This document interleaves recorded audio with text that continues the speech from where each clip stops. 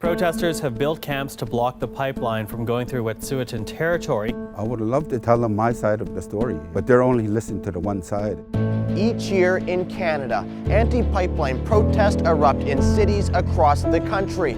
Part of a well-orchestrated, well-financed campaign to bring resource development grinding to a halt. But who are these activists sowing chaos in Canada? Who's behind the misinformation? And who's signing the checks? I went to Northern B.C. with a film crew to try to talk to some of these so-called protesters and those they claim to represent. Just leave us alone and let us sort it out. If you hate Wet'suwet'en, it's none of your beeswax. Let's go on a fact-finding journey. My name is Aaron Gunn, and this is Politics Explained.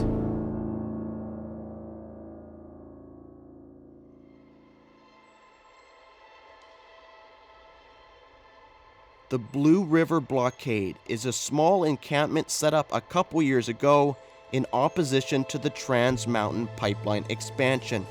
It's run by a group of radical activists who call themselves the Tiny House Warriors. You're all living under that lie, that white lie, that Canada is a white country. The Tiny House Warriors have received large sums of money from anti-pipeline environmental groups, specifically Greenpeace, which gave them their initial funding to build their camp. And ever since, they've been terrorizing this small interior town of less than 300 people. In the summer of 2018, this group of people appeared here, is probably the best way of putting it. The first year they do things like go down to the beach and yell and scream at people. No, fuck off, lady! You're not fucking welcome here! And they're just getting more and more aggressive, in my opinion. Let my ancestors scalp you in your dreams! And they accuse people of being rapists and perverts. Sick pervert and pedophile and rapist of our Mother Earth. They've harassed the Petrocans people. And we know where your kids go to school. Our people here have been patient. They've had enough and they want them to move on. While I was in Blue River, the residents there invited me to a counter-protest and barbecue they periodically hold to speak out against the intimidation of their community. From what you can tell, are the protesters that have gathered here and at Blue River and kind of erected this blockade, are they from Blue River? No, they're from the Sconlith, which is about 3 to 4 hours south of here, and that's not fair. Not fair to the local residents, not fair to the local indigenous groups. This has been going on for like over 2 years now with the protesters, and just we've had enough of the harassment. She's allowed to have a voice, but the way she's going about it is really wrong. And they claim to speak for all people, which they don't. This is such a small town. It's not hard for them to find out where people live here. At the end of the day, I'm probably going to be targeted now. And are you worried of kind of where this could spiral if it's kind of left unchecked? Yes, it could escalate. So I decided to go to the Tiny House Warriors blockade to see if I could get their side of the story and have a polite conversation. Unfortunately, this isn't exactly what happened next.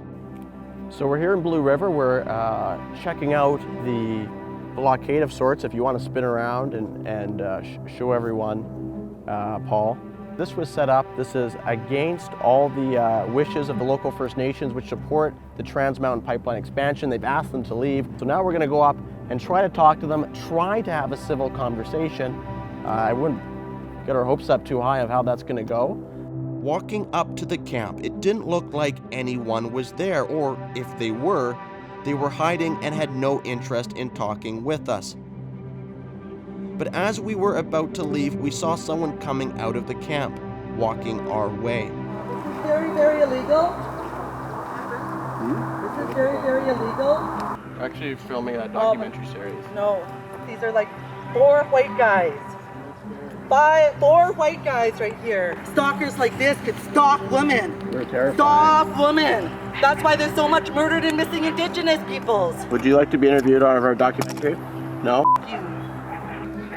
Yeah, it's f***ing illegal. Would you like to interview? We'll give you a platform. You, I don't. We have a f***ing platform. It's the world, motherfuckers.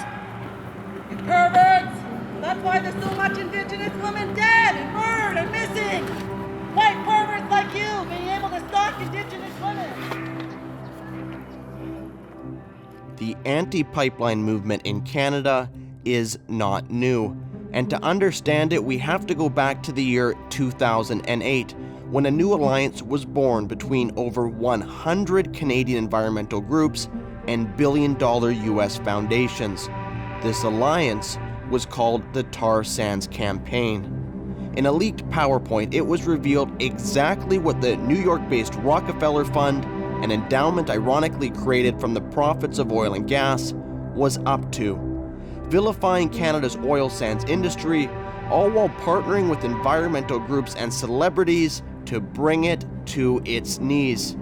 Since then, Canadian researcher Vivian Krause has estimated over $100 million in foreign money has flowed into the activist campaign, and their strategy from day one has always been crystal clear: to stop the construction of pipelines Canadian oil needs to reach international markets, spreading lies and misinformation, erecting illegal blockades, and all while influencing the most senior levels of the Canadian government. Gerald Butts, Justin Trudeau's closest advisor for the past 5 years, is also the former CEO of the World Wildlife Fund, one of the first groups that received foreign funding as part of the Tar Sands campaign. His advice, at least in part, led to the cancellation of the Northern Gateway pipeline, the torpedoing of Energy East, and the introduction of Bill C-48, the tanker ban in Northern B.C. And when these activist groups failed to stop pipelines outright through the traditional political process, they turned next to Canada's courts.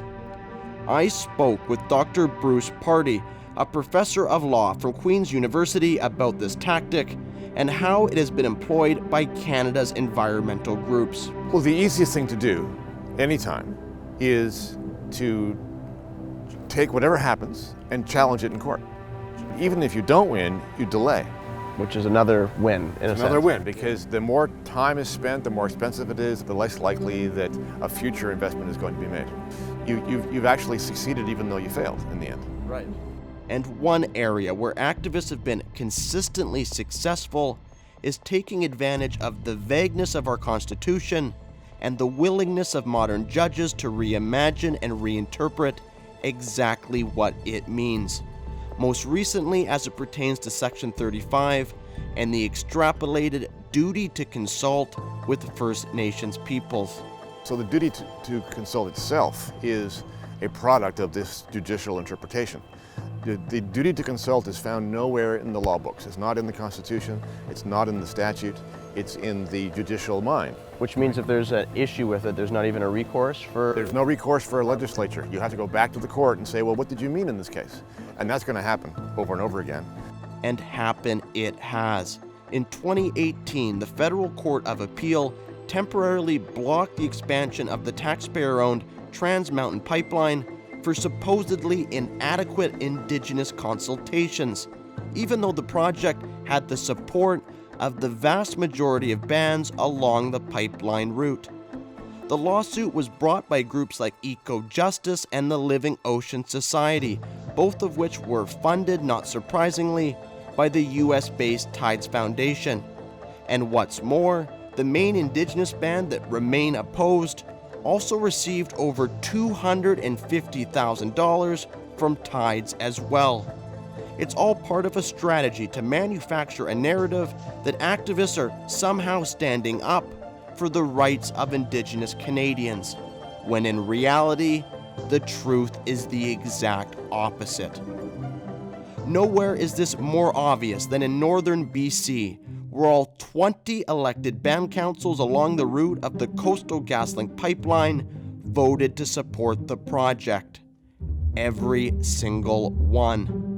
And yet these activists, most of whom are not even Indigenous, don't seem to really care.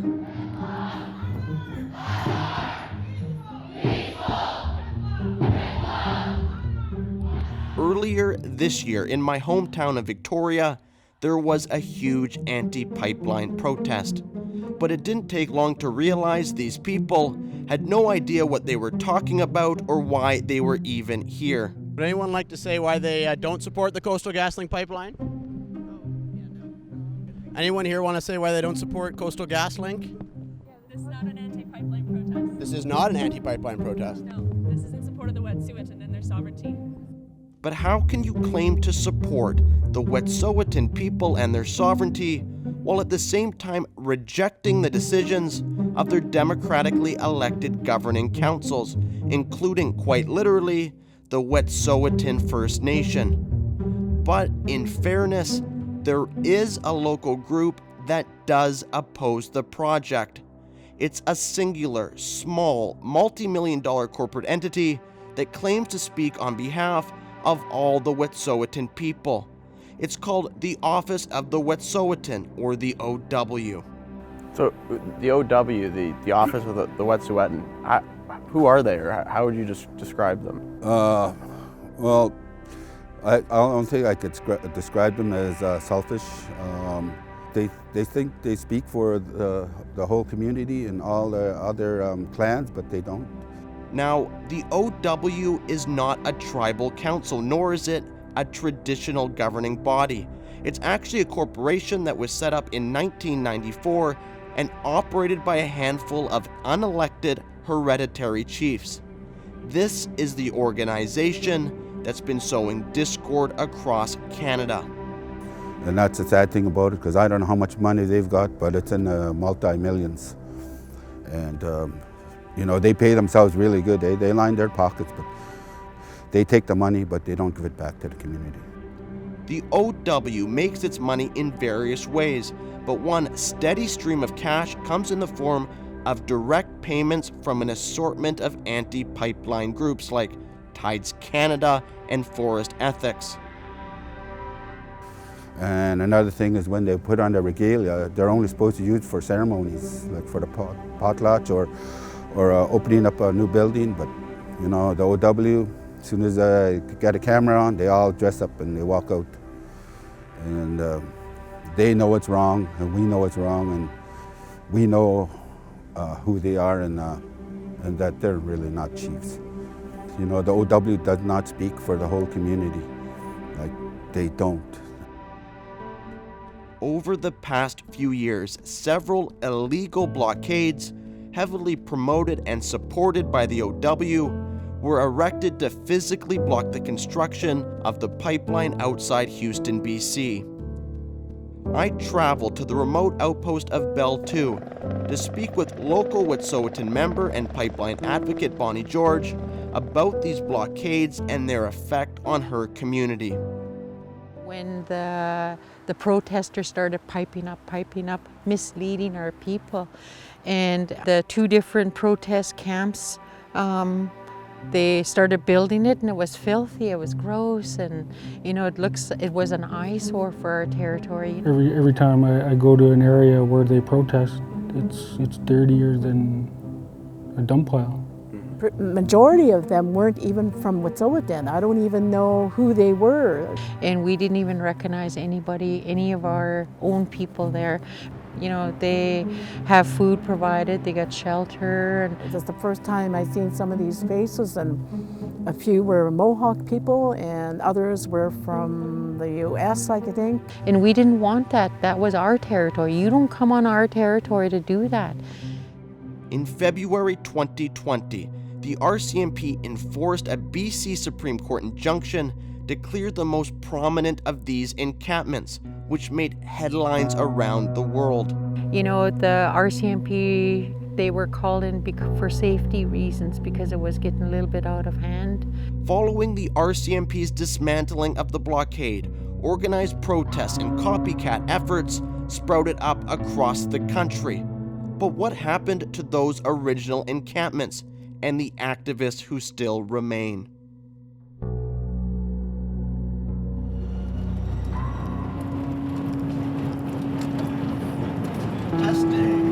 Testing.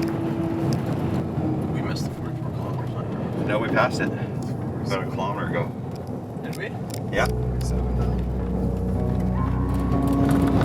So we're just driving down to where the kind of infamous Coastal GasLink blockade was earlier this year in the winter.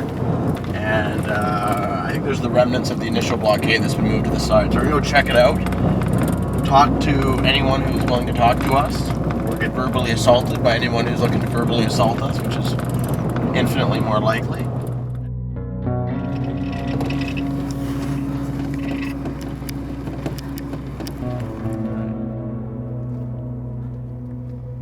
We're good? Hello?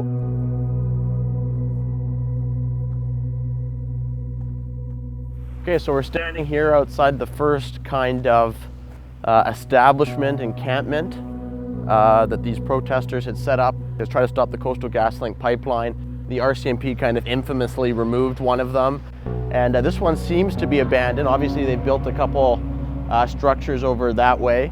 A bunch of land, no RCMP, off Wet'suwet'en land, the world is watching, all this kind of stuff.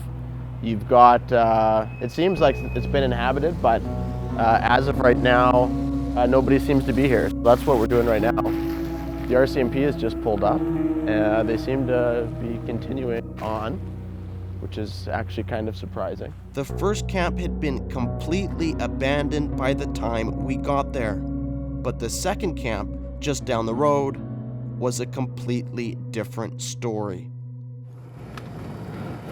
So I would drive just past it. It's going to go over up the road. Yeah, I just want to be able to... It's out of distance from the rocks.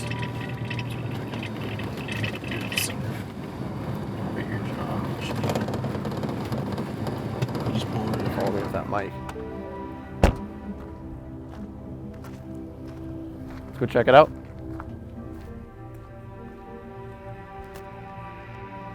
How's it going?